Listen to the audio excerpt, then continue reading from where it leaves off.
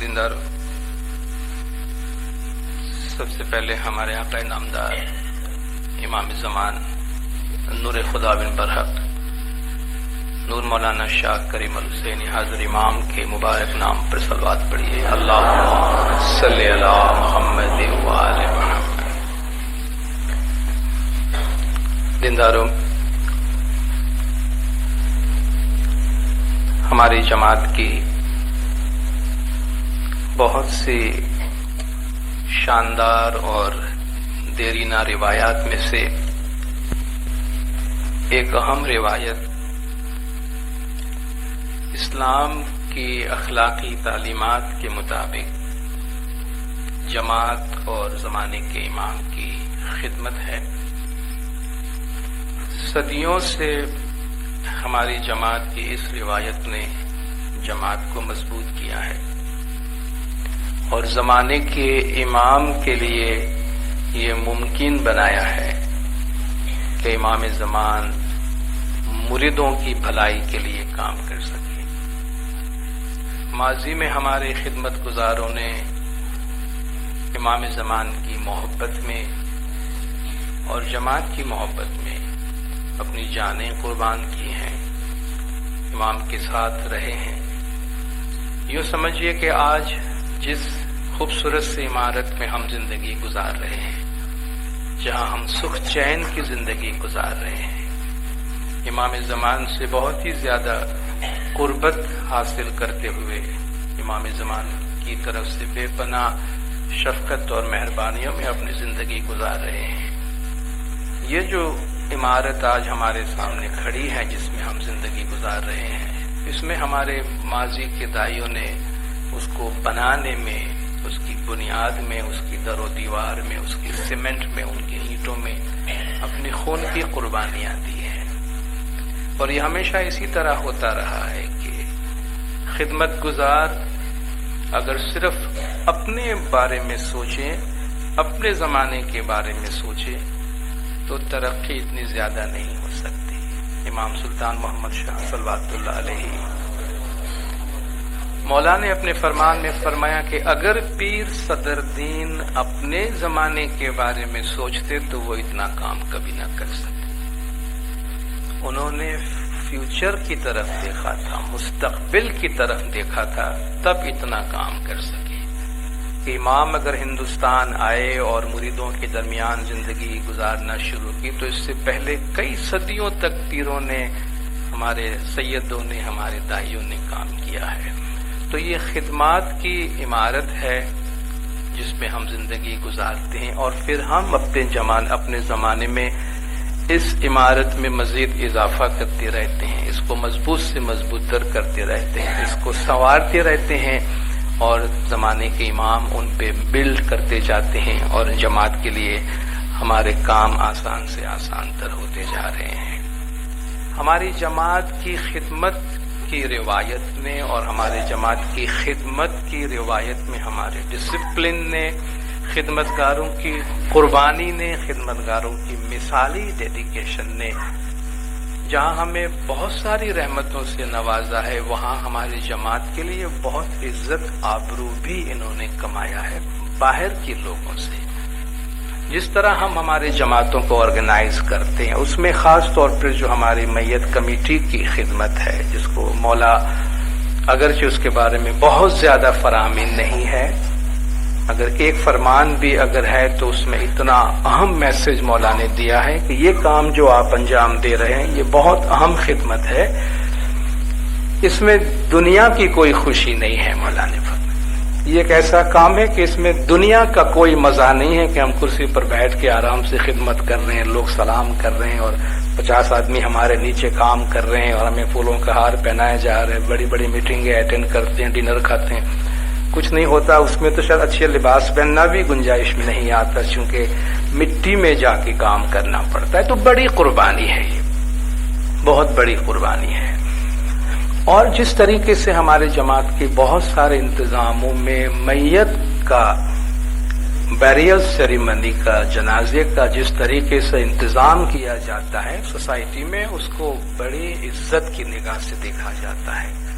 ہم تو شاید چونکہ اسی سسٹم میں جنم لیے ہیں ہم نے، تو شاید ہمیں کہتے ہیں اگر ایک بچہ دولت مند گھرانے میں پیدا ہوتا ہے تو اس کو دولت کی قدر نہیں ہوتی، کیونکہ اسے غربت کیا ہے وہ نہیں معلوم. جس کو غربت جو گزرا ہے غربت سے اسے معلوم کہ دولت کیا چیز ہوتی ہے اور غربت کیا چیز ہوتی ہے.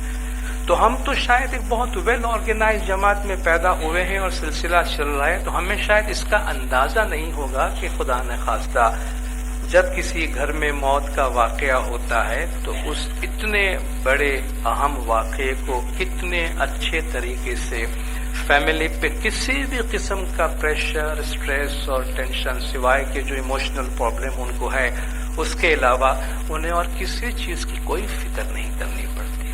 صرف وہ جماعت کو اطلاع کر دیتے ہیں، ان کے صاحب کو اطلاع کر دیتے ہیں، باقی سارا کام ہمارے خدمت گزار سنبھال لیتے ہیں. لیکن جن کے پاس یہ نظام نہیں ہے ان کو پتہ چلتا ہے کہ یہ کیسی چیز ہے اور کتنی بڑی نعمت ہے جو ہمارے جماعت کے اندر موجود ہے. اور ہماری یہ خدمت گزار، ہماری جماعت کے تمام خدمت گزار ہماری طرف سے قدردانی کے مستحق ہیں. ہم اس کی قدر کریں. آج صبح بھی ہم مکی کامڑے صاحبان کی میٹنگ میں یہی بات کر رہے تھے. خدمت گزار ہماری جماعت کے ایسٹ ہیں، خدمت گزار ہماری جماعت کے سرمایہ ہے، خدمت گزار ہماری وہ اینٹیں ہیں، وہ سیمنٹ ہے جو ہماری جماعت کے انسٹیٹیوشنز کو، آرگنائزیشن کو استحکام بخشتے ہیں، مضبوطی بخشتے ہیں.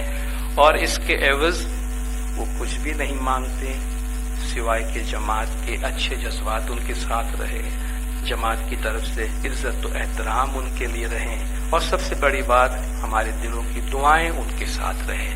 وہ جانتے ہیں پھر بھی ہماری دعائیں ان کے ساتھ ہے کہ مولا ہمارے تمام خدمتگاروں کو اسی طرح خدمت کرنے کی اعلیٰ ہمت توفیق عطا فرمائے.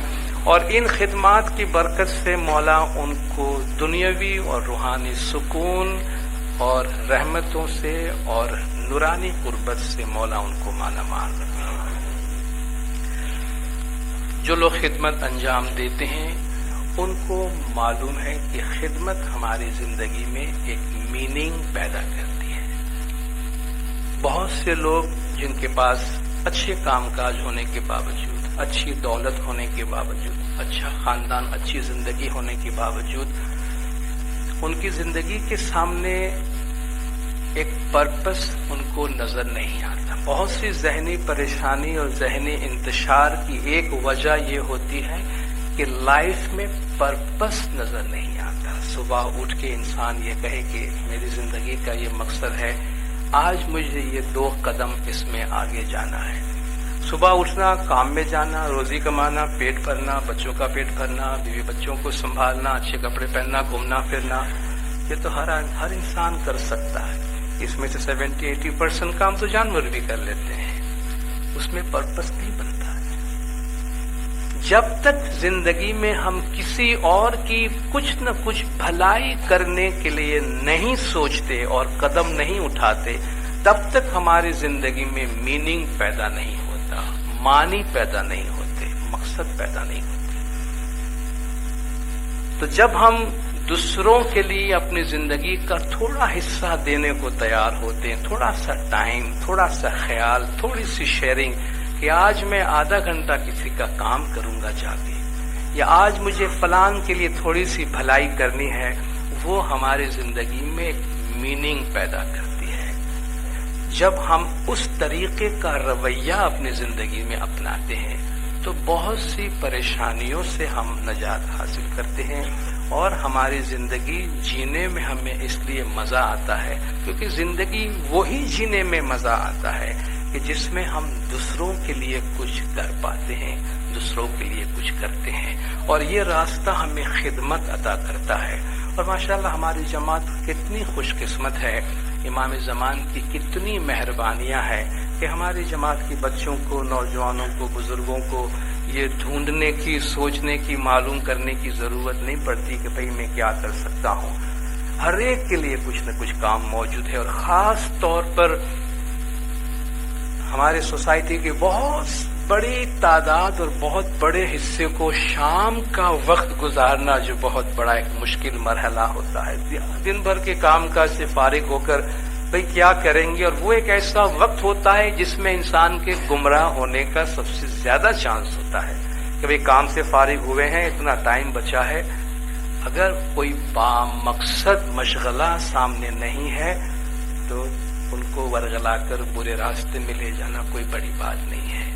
ایسے موقع پر اسماعیلی نوجوانوں کو کبھی یہ پوچھنے کی ضرورت نہیں پڑتی کہ میں اپنا ٹائم کہاں لگاؤں، ان کے لیے پہلے سے کام موجود ہے۔ یہ بڑی مہربانی ہے مولا کی۔ یہ جو ایک صحت مند معاشرہ ہمارے پاس موجود ہے، جس میں جماعت کے افراد کے لیے مختلف لیول پہ خدمت کرنے کی گنجائش موجود ہے، اس گنجائش کا موجود ہونا زمانے کے امام کی بہت بڑی بلیسنگ ہمارے اوپر ہے، جس کی ہمیں قدر کرنی چاہیے، اور جتنا زیادہ ہو سکے جس مقام پر، جس لیول پہ، جس طریقے سے، اور جو ہمارے پاس صلاحیتیں ہیں تن من اور دھن میں سے، ہمارے ایجوکیشن کی کسی بھی فیلڈ میں سے تھوڑی سی سروس جماعت کے لیے پیش کریں۔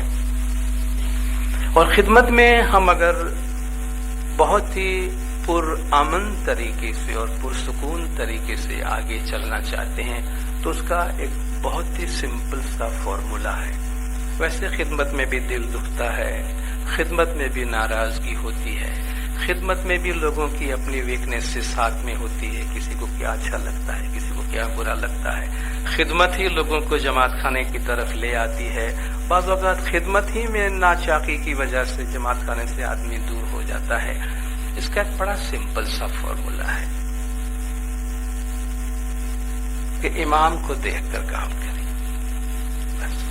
لک ٹو یور امام، وہ ڈاکٹر پیر محمد خود بھائی نے فرمایا تھا اور فرمایا کرتے تھے، امام کو دیکھ کر کام کرو، باقی پھر کوئی چیز ہمیں بری نہیں لگے گی، کہیں ہمارا دل دکھنے کا کوئی پرابلم نہیں ہے۔ اس نے شاباشی کہا نہیں کہا، اس نے ہمیں سراہا نہیں کہا، کوئی ریکگنائز کرتا ہے نہیں کرتا ہے، نہ ہم ریکگنیشن کے لیے خدمت کرتے ہیں، نہ ہم کسی کو دکھانے کے لیے خدمت کرتے ہیں، ہم اپنی خوشی کے لیے اور زمانے کے امام کی رضامندی کے لیے کام کرتے ہیں۔ پھر آپ دیکھیے کام کتنے اچھی طریقے سے ہوتا ہے۔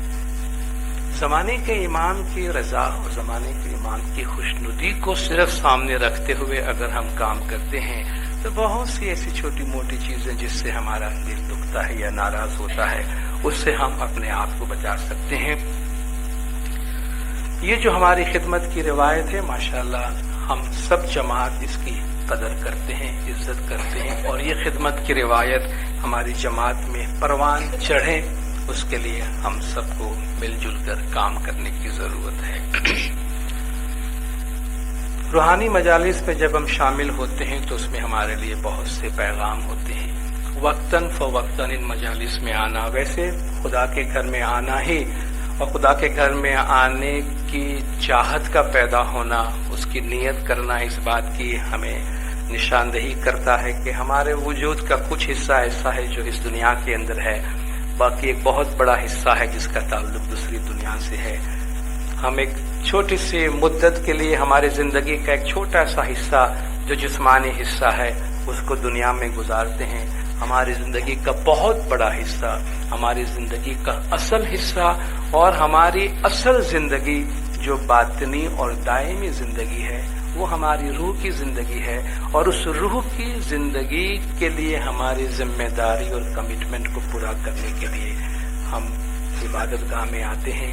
روحانی مجلس ہمیں گاہے بگاہے یاد دلاتی ہے کہ دنیا کا یہ راستہ بہت مختصر سا ہے، ہزاروں لاکھوں کروڑ لوگ آئے چلے گئے، ہم بھی آئے ہم بھی چلے جائیں گے، دنیا کا راستہ مختصر ہے، ہماری ابدی زندگی روح کی زندگی ہے جو دوسری زندگی ہے، مگر اس زندگی میں ہماری کامیابی، ہماری ترقی یا ہماری روح کے درجات میں پروموشن کے لیے جو کچھ کرنا ہے وہ اس دنیا میں کرنا ہے۔ صراط مستقیم دوسری دنیا میں نہیں ہے۔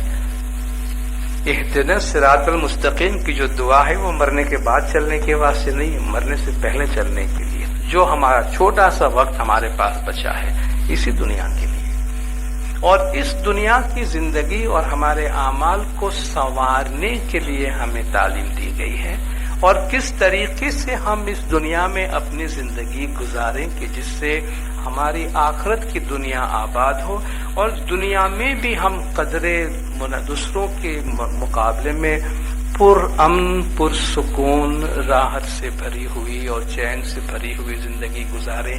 یہ راستے ہمارے دائیوں نے ہمیں بتائے، ہمارے پیروں نے ہمیں بتائے، ہمارے ائمہ علیہ السلام نے ہمیں بتائے ہیں۔ آج ہماری پیروں کی تعلیمات میں سے چند باتیں میں آپ کے سامنے پیش کرنا چاہتا ہوں، جو پیر صدرالدین ماں باپ کا ایک گنان ہے، جو گنان ویسے بڑا طویل ہے لیکن پورا گنان میں اس وقت آپ کے سامنے نہیں لینا چاہتا۔ اس کے 33 پارٹ ہے، صرف گنان کا کے الفاظ پڑھنا اور ترجمہ کرنے میں پورا وقت گزر جائے گا، تو میں پورے 33 پارٹ آپ کے ساتھ ڈسکس نہیں کروں گا، لیکن چند بہت ہی اہم پارٹ جو اس کے ہیں جس میں بڑے پیارے میسیجز ہمارے واسطے ہیں، ہم اس کے بارے میں آج بات کریں گے۔ پیر صدرالدین کا یہ گنان ہے، گجراتی زبان میں ہے، زبان اس کی بڑی سادہ ہے، جی سامینے ساچو کرینے سریویے، یہ گنان کی بگننگ ہے کہ امام کو، مولا کو صدق دل سے سچائی کے ساتھ سمجھو اور اطاعت کرو۔ سامینے ساچو کرینے سریویے، مولا کی اطاعت سچائی سے کرو، یا امام زمان کو تم سچے اور برحق امام سمجھ کر اور ان کی اطاعت کرو تو دکھ داریدر جائے سروے دور۔ تو آپ کے جتنے بھی پریشانیاں ہیں، جتنے بھی تکالیف ہے، داریدر میں تکلیف، مشکلات، غربت وغیرہ سب چیزیں اس میں شامل ہوتی ہے، تو دکھ داریدر جائے سروے دور، پاپ جائے نے پوتر تھائے۔ یعنی اس امام کی اطاعت میں دکھ مشکلات دور ہونے کے ساتھ ساتھ آپ کے گناہ ختم ہو جاتے ہیں، پاپ جائے، گناہ ختم ہو جائیں گے نا، پوتر تھائے، آپ پاکیزہ ہو جائیں گے، پاک و پاکیزہ ہو جائیں گے۔ جو نرمل کری پیو نور، اگر تم پاک و پاکیزہ ہو کر آب شفا پیو گے، یا آب شفا کو پاک و پاکیزہ برکات اور رحمت کے طور پر سمجھ کر تم اس کو پیو گے۔ یہ جس سامینو نام ہردے تھکی نہ وساری، مولا کا نام دل سے نہ بھلاؤ۔ ہمیں شروع سے آپ دیکھیں قرآن حکیم میں اللہ تبارک و تعالیٰ کی تعلیم ہے۔ دیکھیں تندارو، ہماری جو اصل طاقت ہے، ہماری جو اصل مضبوطی ہے، وہ کبھی شاید ہم یہ سمجھتے ہیں کہ یہ مضبوطی ہمیں باہر سے فراہم ہوتی ہے، تھوڑی بہت ہوتی، ہماری تعلیم ہے، ہمارے لوگوں سے تعلقات ہیں، مگر وہ چیزیں وقتی ہوتی ہے۔ بڑے سے بڑے تعلیم یافتہ لوگ بھی جو ہے وقت آتا ہے تو ٹوٹ کے گر جاتے ہیں، بڑے بڑے سرمایہ دار ہیں، وقت آتا ہے تو لرز جاتے ہیں۔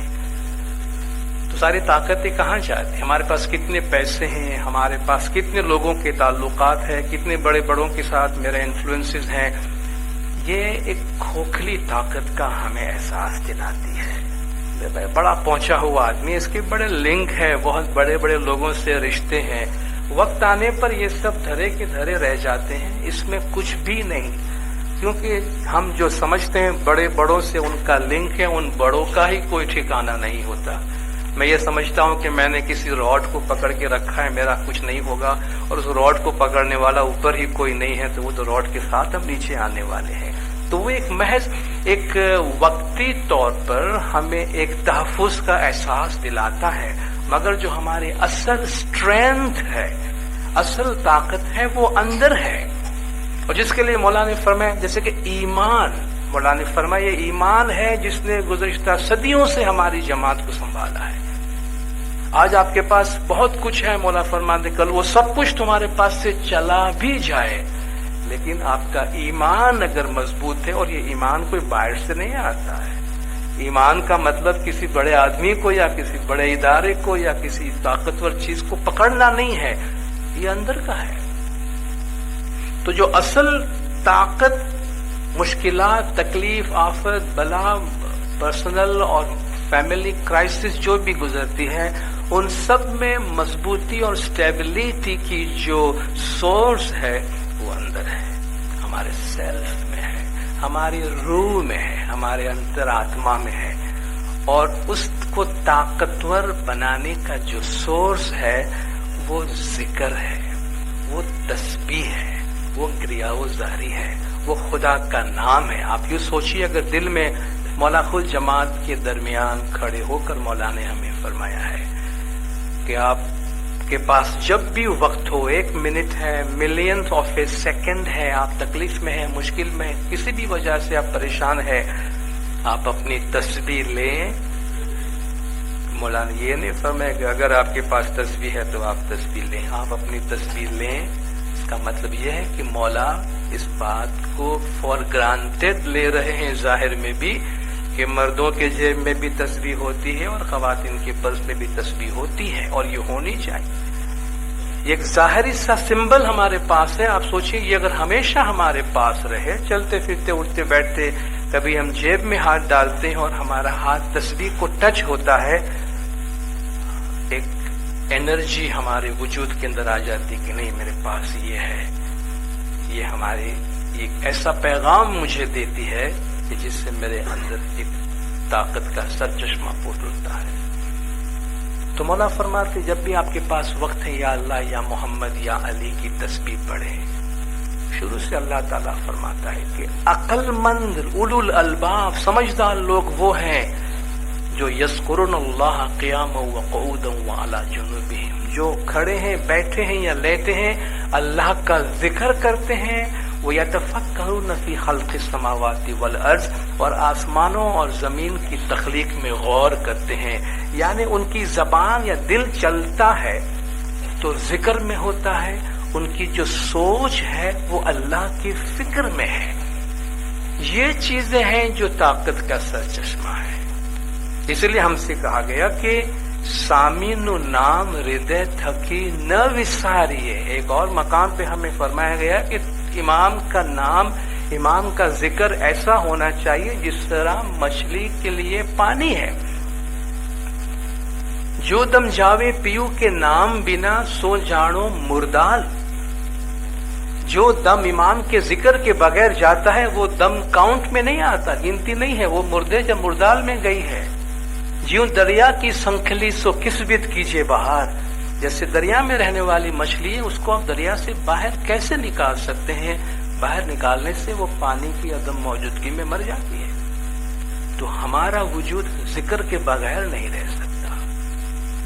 تو سامن نام ہردے تکی نہ وساریے ان دنیا نہ ہرس جواریے. یہ وہ تعلیمات ہیں اگرچہ صدیوں پہلے کہی گئی ہیں، مگر آج بھی اتنی ہی پاورفل ہے، آج بھی اتنی ہی ویلڈ ہے، آج بھی اتنی ہی ہم اسی تعلیمات میں زندگی گزارتے ہیں. انہیں دنیا نہ ہرس جواری ہے. دنیا کمانا اچھی بات ہے، پیسہ کمانا، دولت کمانا، معیار زندگی کو بہتر بنانا، مگر لالچ سے منع کرتے ہیں. نیڈ اور گریڈ میں فرق ہے. ہماری ضرورت کتنی ہے اور ہمارا لالچ کتنا ہے. تو فرماتے دنیا نہ ہرس جواریے. چونکہ انسان جب لالچ میں جاتا ہے تو لالچی کا کوئی حد نہیں ہے. آپ جانتے ہرس کی کوئی انتہا نہیں ہے. ایک جگہ پہ فرمایا گیا کہ جو لالچی ہے، جو حریص آدمی ہے، جب وہ قبر میں جاتا ہے اور اس کے منہ میں مٹی ڈال کر ان کے منہ کو بند کیا جاتا ہے، شاید تب اس کا ہرس ختم ہوتا ہے جا کے، تب تک اس کا ہرس ختم نہیں ہوتا. ہرس جو ہے وہ صبر کے مقابلے کی ایک چیز ہے. سنتوش قناعت کی ہمیں تعلیم دی گئی ہے. تو فرماتے دنیا کا ہرس، دنیا کے لالچ سے دور رہو، اور ان سب چیزوں سے بچنے کا راستہ ذکر ہے اور فکر ہے. دنیا نہ ہرس جواریے ایوا 4 پاڑوں نے 5 وارو. اس طرح 4 چیزوں پہ عمل کرو اور 5 چیزوں سے دور رہو. یہ گنانوں میں 4 اور 5، بعض جگہ پہ 5 اور 5 کا ذکر آیا ہے. 4 اچھائیاں 5 برائیاں، یا 5 اچھائیاں 5 برائیاں. ست صبوری خمیہ ذکر، کہیں یہ 4 آیا ہے. ست صبوری خمیہ ایمان اور ذکر، یہ 5 اچھائیوں کا ذکر آیا ہے کہ سچائی پہ عمل کرو، صبر پہ عمل کرو، معافی درگزر کو اپناؤ، ایمان اور ذکر کی تعلیمات پہ عمل کرو، اور کام، کرودھ، لوبھ، موہ، مد، یہ نفسانی خواہشات ہے، غصہ ہے، کام، کرودھ، لوبھ دنیا کا لالچ ہے، موہ دنیا پہ فریفتہ ہو جانا، اور مد، اہنکار، بڑائی، گھمنڈ. فرماتے ہیں ان 5 چیزوں سے دور رہو. تو 4 پہ عمل کرو، 5 سے دور رہو. تو پوتر وسط سواریے. اس طریقے کی جو اچھائی سے بھری ہوئی چیزیں ہیں، ایسے نیک اعمال کا خزانہ تم جمع کرو، اکٹھا کرو، جو دوسری دنیا کے لیے جو راہ سفر ہے ہمارے لیے، جو رخت سفر ہے ہمارے لیے، جو توشہ راہ، وہ ہم دوسری دنیا کے واسطے ساتھ لے کر جا سکتے ہیں. ایجی ہردے نہ ایجی نظر نہ نرمل نہ ہردے نہ آچھا. 2-3 کوالٹی کی بات کی گئی ہے. نظر نہ نرمل، نظر کے پاک صاف. ہردے نہ آچھا، ہردے کہتے ہیں دل کو، آچھا کہتے ہیں پاک صاف. ایک کوالٹی تو یہ ہونی چاہیے کہ نظر صاف ہو. مولا نے فرمایا کوئی حقیقی یا دوسرے دل کی گلا غیبت نہ کرنا، کسی پر بد نظر نہ کرنا، پرائے مال سے دور رہنا. انسان کی نظر بد تب ہوتی ہے جب بدی دل میں ہوتی ہے. جب بدی دل میں جگہ کر جاتی ہے تو پھر بولنے میں بدی آتی ہے، سننے میں بدی آتی ہے، دیکھنے میں بدی آتی ہے. تو دل میں اگر امام کے ذکر کی حکمرانی ہے تو ساری منسٹری اچھی کام کرتی ہے، لیکن اگر دل پر حکمرانی برائیوں کی ہے تو پھر ہمارے سارے فیکلٹیز جو ہیں وہ برا کام کرنے لگتی ہے. تو نظر پاک صاف ہونا چاہیے، دل پاک صاف ہونا چاہیے. અને ત્રીજો ખરો વિશ્વાસ. تیسری بات یہ ہے کہ تمہارا جو عقیدہ ہے، بھروسہ ہے، اٹل بھروسہ ہونا چاہیے، کھرا وشواس ہونا چاہیے. ایوی کرنیے 400 تو پامو امرا پریوار. اگر ان اعمال کے مطابق زندگی گزارو گے تو دارالبقا یعنی جنت میں تم جگہ حاصل کر سکو گے. یہ جی کام، کرودھ، موہ، ترسنا، ابھی تو 4 اور 5 کا ذکر کیا اور جگہوں پر اس کا پھر سے حوالہ دیتے ہیں. یہ جی کام، کرودھ، موہ، ترسنا. کام کہتے ہیں حیوانی خواہشات کو، نفسانی خواہشات کو. کرودھ کہتے ہیں غصے کو. اور یہ ساری چیزیں انسان کے اپنے وجود میں جب تک نہیں ہوتی ہے تب تک وہ باہر نہیں آتے. کہتے فلان نے مجھے غصہ دلوایا، جیسا نہیں اس نے غصہ کرایہ میں مجھے بھیجا تھا، وہ مجھے غصہ آ گیا. میں تھوڑی غصہ کرتا ہوں، اس نے مجھے غصہ دلوایا. تمہارے اندر اگر غصہ نہیں ہے تو تمہیں غصہ نہیں آ سکتا ہے. جو چیز ہمارے اندر ہے، جو ہمارے اوپر حکمرانی کرتی ہے، کوئی اس کو ٹریگر کرتا ہے جسے ہم کہتے ہیں، کوئی صرف اس کو ہاتھ لگاتا ہے، چھیڑتا ہے، آن کرتا ہے، وہ بھڑک اٹھتی ہے.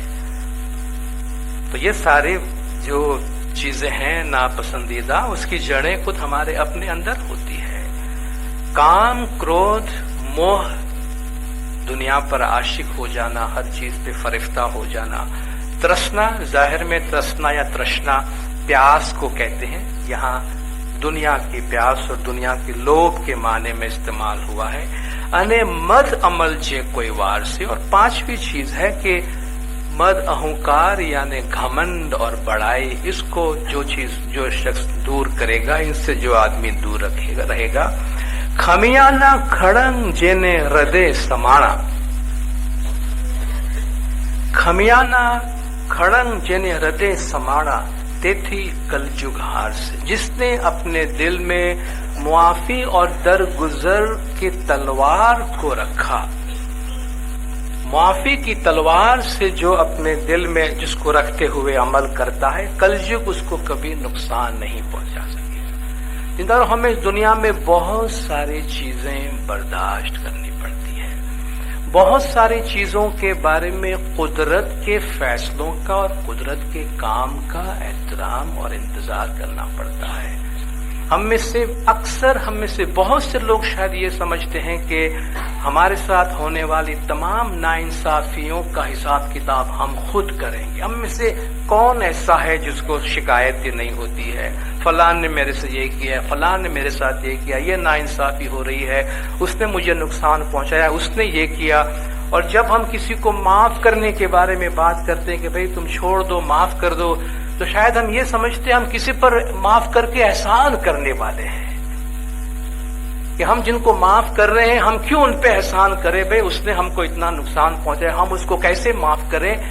ہم اس پہ احسان نہیں کر رہے ہیں جن کو ہم معاف کر رہے ہیں، ہم اپنے آپ پہ احسان کر رہے ہیں، ہم اپنے آپ پہ احسان کر رہے ہیں۔ پچھلے ہفتے میں نے ایک جگہ پہ ذکر کیا تھا کہ امریکہ میں ہیوسٹن میں جو ان کا باسکٹ بال کا ٹیم ہے، اس میں ایک بہت اہم کھلاڑی تھا جس کا نام روڈی ٹیمجنووچ نام تھا، بہت مشہور کھلاڑی اپنے زمانے کا رہا۔ ایک دفعہ کھیل کے دوران کچھ مخالف ٹیم سے ان کا جھگڑا ہوا تو سامنے والی ٹیم کے کسی آدمی نے اس کو بری طرح مارا کہ اس کا سر پھوڑ دیا، اس کا پورا چہرہ زخمی ہو گیا، وہ سیریس کنڈیشن میں اس کو ہاسپٹل میں لے جایا گیا، کافی عرصہ ٹریٹمنٹ میں رہا، اس کے بعد وہ ٹھیک ہوا، اپنے کریئر کی طرف واپس آیا۔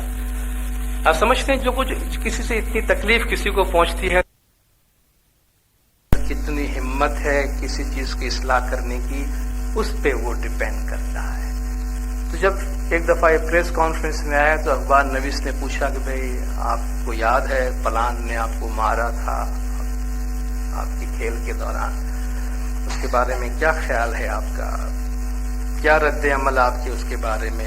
سوچ رہا تھا کہ گرما گرم کوئی مسالہ دار بیان اس سے ملے گا تو میرا اخبار چلے گا۔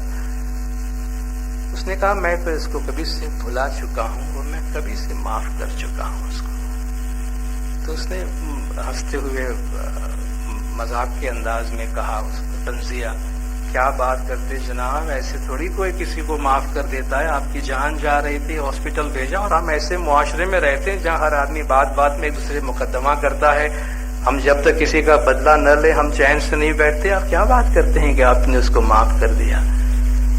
اس نے کہا دیکھو میں نے اس کے لیے اس کو معاف نہیں کیا ہے، میں نے اپنے لیے اس کو معاف کیا ہے۔ I wanted to move forward، مجھے آگے جانا ہے، مجھے دنیا میں آگے چلنا ہے، اور میں دشمنی کا اتنا بڑا بوجھ اپنے سر پہ لے کے نہیں چل سکتا ہوں، میں نے اس کو پیچھے ہی چھوڑا ہے، اور اب میرے لیے وہ کوئی معنی نہیں رکھتا ہے کہ میرے ساتھ کیا ہوا، میں آگے چلتا ہوں۔ تو یہ جو ہم معاف نہ کرنے اور دشمنی اور نا اتفاقی اور ناچاکی اور دل دکھنے والی یہ ساری باتیں جو لے کے چلتے ہیں نا، یہ وزن ہے جو ہم اٹھا کر چلتے ہیں۔ اور یہاں کہا گیا کھمیاں نہ کھڑنگ جنہیں ردے سمانا، جن کے دل میں یہ برداشت کی طاقت ہے۔ دیندارو ہم کتنا بھی کچھ کر لیں، ہماری تدبیریں ہماری حرکتیں خدا کے قانون اور خدا کی طاقت کو کبھی میچ کر سکتی ہے؟ آپ میں سے کوئی یہ دعویٰ کر سکتا ہے کہ میں کسی کے ساتھ حساب کتاب بالکل اسی طرح چکتا کروں گا جس طرح خدا کرے گا؟ ہم نہیں کر سکتے، ہمیں نہیں معلوم۔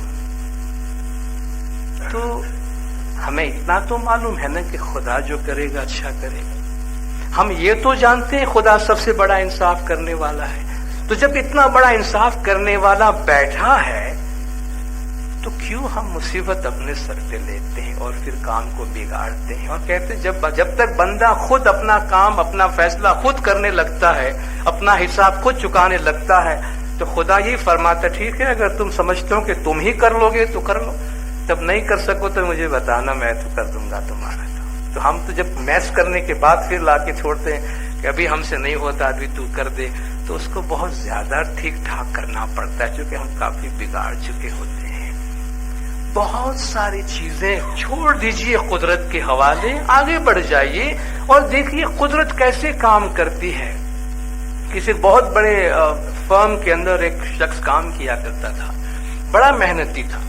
ہم میں سے کتنوں کو یہ شکایت ہے میں نے محنت کی ہے مجھے اس کا پھل نہیں ملتا، میرے اندر کیلیبر ہے مجھے ریکگنائز نہیں کیا جاتا، ہزاروں قسم کی شکایت شکوے، دنیا میں اس سے ہم آزاد نہیں ہوں گے۔ تو وہ شخص بہت ایمانداری سے کام کرتا تھا، مگر آپ جانتے جاب میں ہزاروں قسم کے لوگ ہوتے ہیں اور اپنے مطلب نکالنے کے لیے لوگ کئی راستے نکالتے ہیں۔ یہ ایمانداری سے اپنا کام کرتا تھا، مگر وہ دیکھ رہا تھا کہ وہ جس طریقے سے کام کر رہا ہے اس کو اس کا معاوضہ نہیں مل رہا ہے، اس کے ساتھی مذاق الگ کر رہے ہیں، باس تک انفارمیشن نہیں جاتا اس کی دیانتداری کا، مگر دل میں ایک بھروسہ تھا کہ میرا مالک دیکھ رہا ہے، میرا خدا دیکھ رہا ہے، وہ مجھے مایوس نہیں کرے گا۔ بس دوسرے اس کے ساتھ ہی پروگریس کرتے گئے، انکریمنٹ ان کو مل رہی ہے، بونس ان کو مل رہا ہے، ریکمنڈیشن ان کے ہو رہے ہیں، اس کو کوئی نہیں پوچھ رہا۔ کافی عرصہ اس مایوسی میں گزارنے کے بعد ایک دفعہ صبح جو ہے اس کے جو اس فرم کا مالک ہے اس نے اس کو بلایا. بہت بڑا کاروبار تھا تو اس نے مالک تو کبھی اس لیول پہ کسی مزدور کو جانتا نہیں ہے نہ وہ مالک کو جانتا ہے. مالک نے بلایا تو پہلی دفعہ شاید اس نے دیکھا ہوگا کہ میرے اس کمپنی کا اصل مالک کون ہے. تو مالک نے اس سے بلایا, تمہارا کام ہے. جی حکم صاحب, میں چاہتا ہوں تم یہ کام سنبھالو, میں یہ کام چھوڑنا چاہتا ہوں. جناب آپ کو معلوم ہے بہت ہی معمولی قسم کا ملازم ہوں آپ کے اس فرم کے اندر, اتنی بڑی رقم میرے پاس کہا کہ میں آپ سے یہ کاروبار خریدوں, میں خود چلاؤں. نہیں, میں بیچنا نہیں چاہتا ہوں, میرے کاروبار اور بہت زیادہ ہیں اور یہ کاروبار میرے باپ دادا نے اسٹیبلش کیے ہیں, یہ مجھے دل سے بہت عزیز ہے, اس لیے میں نہیں چاہتا کہ یہ بند ہو. میں چاہتا ہوں کہ بھروسے والا آدمی اس کو چلائے اور مجھے تم نظر آیا. وہ کہتا ہے میں کہاں, میں اس کو کیسے نظر آیا؟ خدا کی 99.9 اعمال جو دنیا میں ہوتے ہیں ہم کو نظر نہیں آتے, شاید 1% بھی ہم کو نظر نہیں آتا ہوگا. بہت بڑی طاقت کائنات میں کام کرتی ہے اور وہ کہاں کس چیز میں کس طریقے سے راستہ نکالتی ہمیں نہیں معلوم. کس نے باس کو سجایا کہ وہ اس کی نظر میرے پہ پہنچے؟ کہاں میں پروموشن کو ترستا تھا, کہاں میں انکریمنٹ کو ترستا تھا, کہاں میں ریکگنیشن کو ترستا تھا. مجھے ایسی کرسی پہ لا کے بٹھا دیا کہ اب میں ان سب پہ حکمرانی کر رہا ہوں. کا مجھے یقین آ گیا کہ اوپر والے کی ذات پر سے کبھی مایوس نہیں ہونا چاہیے. اس کا اپنا وقت ہے اور اس کو اس کے وقت میں کام کرنے دینا اور اس بھروسے پہ رہنا, اس کو صبر کہتے ہیں. اس کو صبر کہتے ہیں کہ وہ اپنا کام کر رہا ہے, جلدی نہ کرو. آج بیج بویا ہے تو کل صبح درخت نہیں بن جائے گا. درخت کو درخت بننے کے لیے قدرت نے جو ٹائم رکھا ہے اس ٹائم تک کا انتظار کرو. جے جیو نمسکاری نے گنان روپی. نمسکار کہتے ہیں سلام کرنے کو, لوگوں کو وش کرنے کو نمسکار کہتے ہیں, عاجزی اور انکساری سے پیش آنے والے کو. جے جیو نمسکاری نے گنان روپی. جو بندہ حلیم ہے, علم اور حکمت سے کام کرتا ہے, اندر جوت دل ماں دھرے اور اس کے دل کے اندر روشنی ہے, نور ہے. سامینا گن جنے ہردے سمانا تینے کل جگ سو کرے. جس کے دل میں مولا کی نعمتوں کا اعتراف ہے, جو یہ جانتا ہے کہ مولا کی اس پہ کتنی مہربانیاں ہیں, جو مولا کے کہتے ہیں سامینا گن جے نہ وسارے. مولا کے گن, مولا کی خوبیاں, مولا کی نعمتوں کو جو نہیں بھلاتا, مولا اس کو اپنے عزیز رکھتے ہیں. تو جن کے دلوں میں مولا کی مہربانی اور رحمتوں کا احساس ہے, اعتراف ہے, ان کو کلجوگ کبھی تکلیف نہیں پہنچا سکتا, کبھی نقصان نہیں پہنچا سکتا. بڑی پیاری بات کہی ایک اور پاٹ کے اندر کہ جی سامی دیدار تاروں نے بھاگیے مارو, جو ہوئے وارو وار. یا مولا کتنا اچھا ہو, بار بار ہو, تیرا دیدار ہو اور میرا نصیب ہو. سامی دیدار تاروں نے بھاگیے مارا, دیدار تیرا ہو جائے, نصیب میرا ہو جائے, نہ جو ہوئے وارو وار. بار بار اگر یہ مجھے نصیب ہو جائے تو بس اس سے بڑھ کر اور کیا ہو سکتا ہے. دل وچاری نے مانگی جو کرم لکھیا نیلاڑ. اس طریقے سے مولا سے طلب کرو کہ جیسے تمہارے نصیب میں لکھا ہوا ہے. طلب کرنے میں بھی, دعائیں مانگنے میں بھی اتنا تم اعتماد رکھو کہ جیسے تم وہ چیز مانگ رہے ہو جو تمہیں دی گئی ہے, جو تمہارے نصیب میں لکھا ہوا ہے. ہم مانگنے والوں کی اپنی لمیٹیشن ہوتی ہے. ہم اپنی چھوٹی سی دنیا میں رہ کے بھئی کیا مانگ کے بھئی خدا مولا ایک فلیٹ چاہیے دلوا دے, مجھے ایک کاروبار دلوا دے, بس بچے کا یہاں داخلہ ہو جائے دلوا دے, کہیں سے ایجوکیشن کا ہو جائے. ہم مانگ کے کیا مانگیں گے؟ ہماری اپنی بساط ہے, اسی دائرے میں مانگتے ہیں. مگر یاد رکھیے جس سے مانگتے ہیں اس کے پاس کوئی لمیٹیشن نہیں ہے. بہت دفعہ کہتے ہیں نا خدا کی جو مہربانیاں جب دینے پہ آتی ہے تو مانگنے والے کی مانگ کی حد کو وہ شرما جاتی ہے کہ تو مانگ کے یہ مانگا تم نے، تو کہتے مانگتے ہوئے بھی یہ ذہن میں رکھو کہ تمہیں ملا ہے اور دینے والا بہت بڑا آدمی ہے۔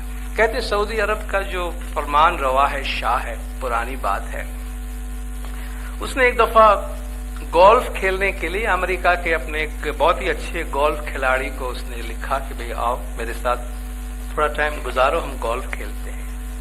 تو اس نے قبول کی، ٹھیک ہے بھئی، سعودی کے شہنشاہ ہمیں سعودی کے مالک نے بلایا ہے، وہاں تو پیسہ ہی پیسہ ہے اور کیا چاہیے۔ تو اس نے قبول کیا، تو سعودی عرب کے فرمان روا نے اپنا ذاتی ہوائی جہاز بھیجا، اس کو لے کر آیا، کچھ ٹائم رہے ساتھ میں، گولف کھیلا۔ جب جہاز میں بیٹھنے جا رہا ہے تو جو شاہ ہے وہ ان سے کہتے ہیں کہ دیکھو ہماری روایت ہے کہ ہم اپنے مہمان کو تحفہ دیتے ہیں، تم بولو میں تمہارے لیے کیا کر سکتا ہوں، کوئی یادگار میں تم کو پیش کروں۔ کہتے نہیں جناب، آپ کی یور ایکسلنسی اور یور میجسٹی، آپ کی اتنی مہربانیاں مجھ پہ رہی ہے، آپ نے اتنی مہمان نوازی کی ہے، جو مانگا ہوا آپ نے دیا ہے، مجھے اور کسی چیز کی تمنا نہیں ہے، میری بڑی عزت افزائی ہوئی۔ نو، یہ ہماری ٹریڈیشن ہے، یہ ہماری روایت ہے، تم جو مانگو گے میں تمہیں دیتا ہوں، کہو کیا تمہیں پسند ہے۔ اب وہ گولف کا کھلاڑی ہے، اس نے کہا دیکھیے آپ مجبور نہ کرے، ویسے اگر آپ لینا چاہتے ہیں تو مجھے، میں گولف کلب جمع کرنے کا شوقین ہوں۔ گولف کلب وہ سٹک ہے جس سے وہ بال کو مارتے ہیں، اس کو گولف کلب کہتے ہیں۔ کہا میں یہ کلبز جمع کرتا ہوں، تو آپ مجھے اس طرح کا ایک کلب دے دیں، میں سجا کے رکھ لوں گا اپنے گھر کے۔ کہا فائن، بھیج دوں گا تم کو۔ تو وہ گیا اپنے ملک واپس اور انتظار کرتا رہا کہ سعودی عرب سے کوئی، شاید بولا کوئی سونے کا ہینڈل والا یا میرا نام لکھا ہوا اس طریقے سے کوئی گولف کلب میرے نام پہ آ جائے گا۔ کچھ دن کے بعد اس کے میل میں ایک اینولپ آیا اس کے پاس، اس کو کھولا، دیکھا کوئی سرٹیفکیٹ ٹائپ کی کوئی چیز ہے، کہا بھائی میں نے تو گولف کلب مانگا تھا، وہ کہاں ہے جو اسٹرک میں نے مانگی تھی؟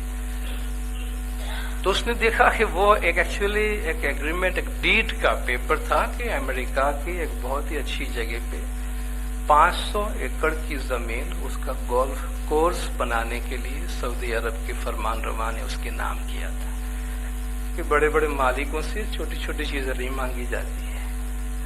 سعودی عرب کا فرمان روا تم سے کہتا ہے کچھ مانگو تو کم سے کم اس کی عزت کے مطابق تو مانگو۔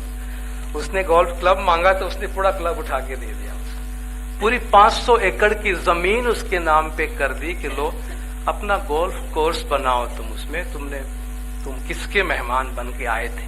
بہت چھوٹی سی بات اور بہت ہی چھوٹے آدمی کی بات، دنیا کے عام آدمی جس کے پاس دنیا کی دولت ہے، بہت بڑی چیز نہیں ہے، ساری دنیا کی دولت ملاؤ تب بھی مٹی کا مٹی ہے، مگر وہاں بھی اگر ایک دینے والے کا اپنا لیول ہوتا ہے اور وہ اپنے لیول کے مطابق دیتا ہے، تو جب ہم دونوں عالم کے بادشاہ، دونوں عالم کے مالک کے پاس جب مانگتے ہیں تو یہ تو یاد رکھے کہ وہ کیا کچھ نہیں دینے والا ہے۔ تو اس طریقے سے مانگو کہ جیسے بس نصیب میں لکھا ہوا ہے، جس نے آج تک دیا ہے اور اتنا ہمیں آگے بڑھایا۔ انشاءاللہ ہماری تمام امیدیں اور تمام دعائیں پوری کرتے ہوئے ہم زندگی میں اور آگے چلیں گے اور آگے لے جائیں گے۔ 3 بہت ہی اہم پارٹ ہے جو ایک ساتھ ہے اور اس کے بڑے اچھے میسج ہے۔ جی سامی مارو ایو چھے جے وہ چاکری نورے جان، سامی نہ گن لئی جے رہے تینے آپے امرا پوری ٹھان۔ میرا مولا ایسا ہے جو بس خدمت کو بڑا قبول کرتا ہے، بس وہ اپنے خادموں کا ہو جاتا ہے، اپنے سروس کرنے والوں کا، اپنی خدمت کرنے والوں کا ہو جاتا ہے۔ میرا مولا ایسا ہے جو خدمت کو بڑا پسند کرتا ہے، سامنا گن لئی جے رہے، جو مولا کے احسانات کو دل میں رکھتا ہے، تینے آپے امرا پوری دھام، اسے دونوں جہان کی نعمتوں سے وہ نوازتا ہے۔ یہ جی سامی مارو ایو چھے جے کینو نہ راکھے بھار، ایک وار سامی نے آ لیے تو سامی آلے سو سوار۔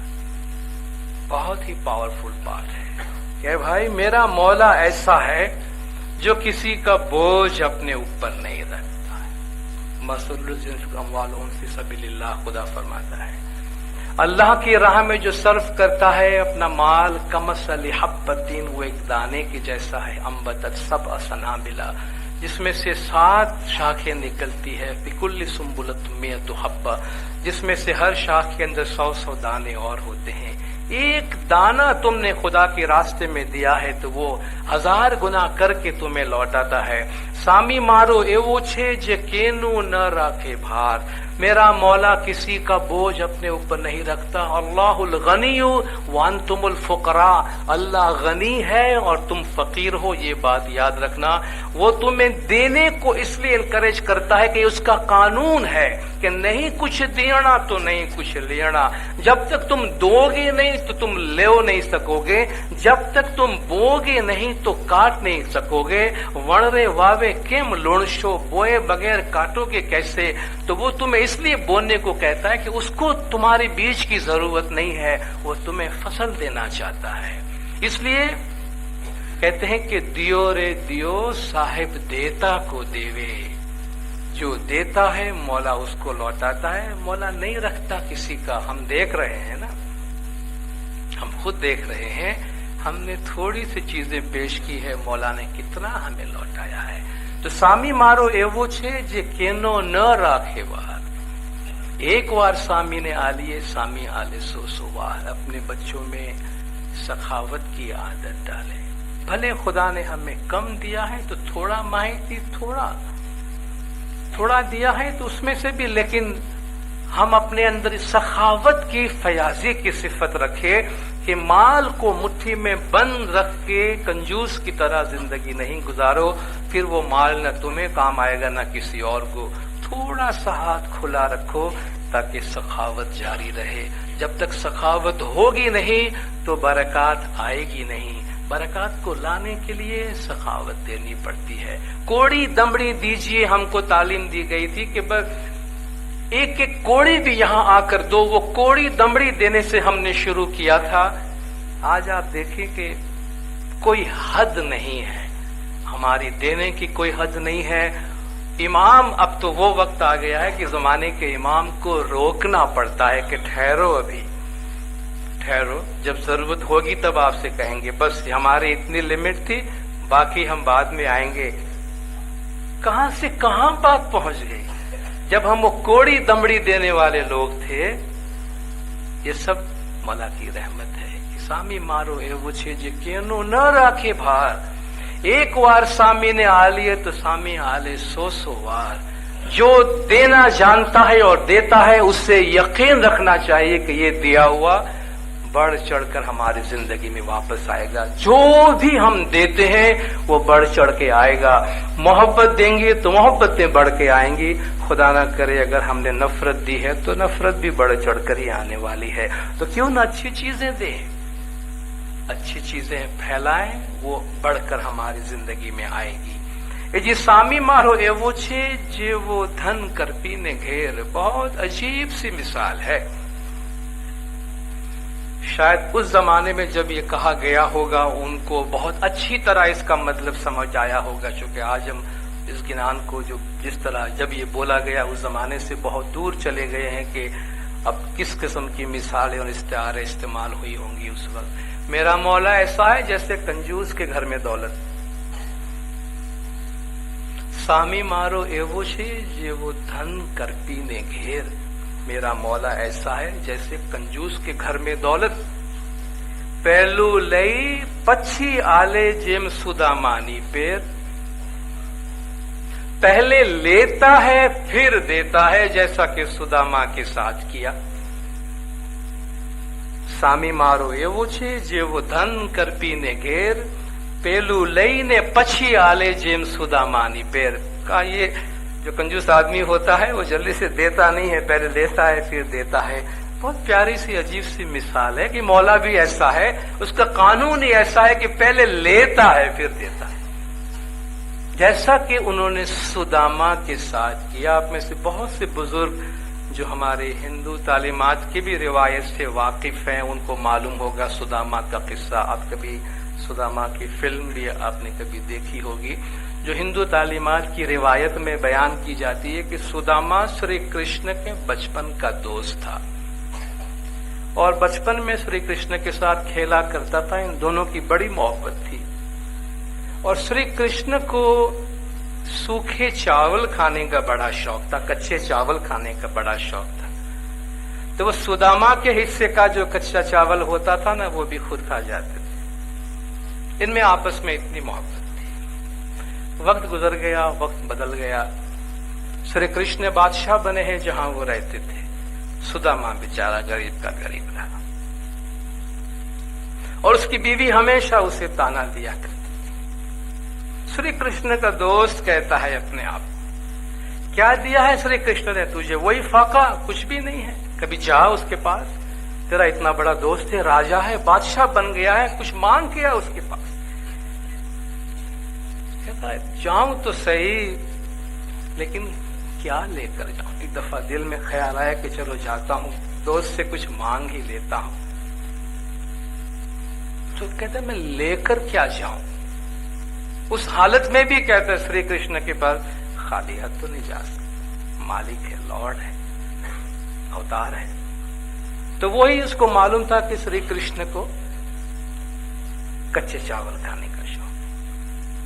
کچے چاول کی پوٹلی بنا کر گیا. پہلے تو کسی نے اس کو محل میں گھسنے نہیں دیا کہ بھائی تو کون ہے، کہ اس حال میں، ایسے کپڑے میں، ایسے لباس میں ایسا ہوتا ہے شری کرشن کا دوست بچپن کا.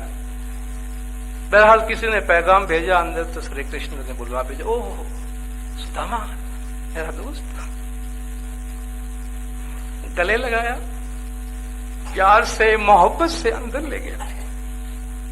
ساری اس کی داسیاں اور سب کو حکم دیا کہ میرا بچپن کا دوست آیا، سیوا کرو، اس کی چاکری کرو. بھلے وہ بادشاہ ہے اور بھلے یہ فقیر ہے، بالکل کچھ نہیں ہے، اپنے داس کی قدر کرنا جانتا ہے. اچھے سے اچھا کھانا پکاؤ، اچھے سے اچھا لباس اس کو پہناؤ. میرے دوست کے بدن میں کپڑے نہیں ہیں. شری کرشن کہتے ہیں خود اپنے دوست کا پاؤں دھوتے ہیں اپنے ہاتھوں سے. کہا مہمانوں کی عزت ہوتی ہے، مہمانوں کی اسی عزت ہوتی ہے. کہتے یہ میرا دوست اس سے اتنا پیار کرتا ہے لیکن میں اس سے کہہ نہیں سکتا ہوں کہ مجھے کچھ چاہیے، میں غریب ہوں. اور وہ جو کچے چاول لے کر گیا تھا ایسے پیار سے، ایسے محبت سے کھایا کہ جیسے کتنے دن سے کھانا نہ کھایا. اپنے دوست کا، اپنے عاشق کا، پیار کرنے والوں کی چیزوں کا وہ کیسی محبت سے ان کو احترام دیتے ہیں جیسے کہ اتنے دن سے کھانا نہ کھایا ہو. سب لوگ جو اس کے داسیاں ہیں، نوکر چاکر ہیں، کہتے شری کرشن کو کیا ہو گیا ہے، ایسے دیوانے ہیں اپنے دوست کے لیے، یہ کچے چاول کھا رہے ہیں. مہمان نوازی ہوگی، پوری ہوگی، جاؤ. کہتا ہے آیا تھا کچھ مانگنے کے لیے، میرا حال بھی دیکھا، کپڑے تو اچھے پہنا دیے، لیکن یہ نہ پوچھا کہ میرے پیچھے کیا گزر رہی ہے، جھوپڑی میں میرے پاس کھانے کو ہے یا نہیں.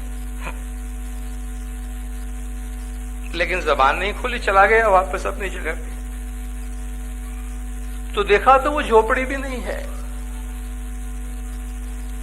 روایتی باتیں مگر میسج امپورٹنٹ. دیکھا تو وہ جھوپڑی بھی نہیں ہے. کہا واہ کرشن، کیا تیرے گھر گیا، ایک جھونپڑی تھی وہ بھی گئی میرے ہاتھ سے. تو دیکھا کہ جھونپڑی نہیں ہے مگر مکان ہے، وہاں عالیشان عمارت ہے، نوکر چاکر ہے. اس کی بیوی بہت اچھے لباس میں دوڑتی ہوئی آئی کہ بھئی آؤ دیکھو، نہال ہو گئے. کیا ہو گیا؟ شری کرشن کے لوگ آئے تھے، کرشن کے لوگ آئے تھے، بس آباد کر گئے. میں تم سے کہتی تھی نا کہ جاؤ کچھ مانگو اس کے پاس سے. کہتا میں نے نہیں مانگا ہے، نہیں مانگا ہے. وہ جانتا ہے، لیکن تعلیم کیا دیتے ہیں کہ پہلا لے پچھی آلے، جیمس سودامانی پہ، کہ پہلے وہ لیتا ہے، اور یہ ہمت، یہ طاقت، یہ جذبہ ہونا چاہیے پہلے آفر کرنے کا۔ جو پہلے دینا جانتا ہے اس کو پتا ہے کہ وہاں سے واپس آئے۔ کتنی پیاری مثال! اس زمانے میں جو لوگ تھے جو اسی تعلیم میں اپنی زندگی گزارا کرتے تھے، ان کے دلوں کو کتنا پاورفل میسج دیا ہے کہ پہلا لئی پچھی آلے، جیمس سودامانی پیر کہ جی سامی باہر جاتا نے گھیر پائیے، سامی ظاہر وسے گھٹ مائیں، کہ جو لوگ باہر جاتے ہیں ادھر ادھر ڈھونڈنے کے لیے، مولا ان کے دل کے اندر بس رہا ہے۔ ہم دیکھ رہے ہیں نا اپنے آس پاس بھی، لوگ کچھ اچھے مذہب کی تلاش میں اور صراط مستقیم کی تلاش میں باہر جاتے ہیں، ہمیں کہتے ہیں مولا اس کے دل میں بس رہا ہے، مولا اس کے گھر میں بس رہا ہے، لیکن اب کسی کو پتا ہی نہیں ہو کہ اس کے اپنے گھر میں کیا ہے، تو وہ کہیں اور جا کے بھٹکے گا، نہیں تو کیا کرے گا۔ جے مانگے تے آل سامی نے پاچھو مر آکھے شکائیں، جو مولا مانگے اسے دے دے، اپنے پاس کچھ مت رکھنا، کچھ رکھنے کی ضرورت نہیں ہے، وہ تجھے آباد کر دے گا اور تجھے مالا مال کر دے گا۔ آخری بات پیش کر کے اپنی جگہ لیتا ہوں کہ جی سامی تمے سامی نے تمج بھرما اور نہ تجارے کوئی، کہ یا مولا تو ہی مالک ہے، تو ہی بھرما ہے، تیرے سوا دوسرا کوئی بھی نہیں ہے۔ بھڑے پیر صدر دین، پیر کہے پیر حسن کبیر دین، کہ وہ گنان بیچاری نے جو کہ پیر صدر دین فرماتے ہیں اور پیر حسن کبیر دین ماں باپ فرماتے ہیں کہ اس طریقے سے گنانوں پر غور و فکر کر کے چلو، تو ہمارے پیروں کی تعلیمات کے اندر بھی آپ دیکھیں کتنا پاورفل میسج ہے، کتنی پیاری تعلیمات ہے اپنی زندگی میں۔ ان میں سے تھوڑی بہت چیزوں کو بھی اگر اپنا کے رکھے، صراط مستقیم پر ہم مضبوطی سے قائم رہ سکیں گے، دنیا بھی انشاءاللہ ہماری بہت اچھی ہوگی اور آخرت بھی ہماری بہت آباد ہوگی۔ خدا بے نور مولانا شاہ کریم الحسینی حاضر امام ہم سب کو صراط مستقیم پہ چلنے کی توفیق عطا کرے، مولا گنج جماعت کے تمام گناہ معاف کرے، سب کی نیک امیدیں پوری کرے، آخری دم تک ایمان سلامت رکھے، سکھی سلامت اور آباد رکھے، دیدار نصیب کرے۔ صلوات پڑھے دلدار، اللہم صلی علی محمد۔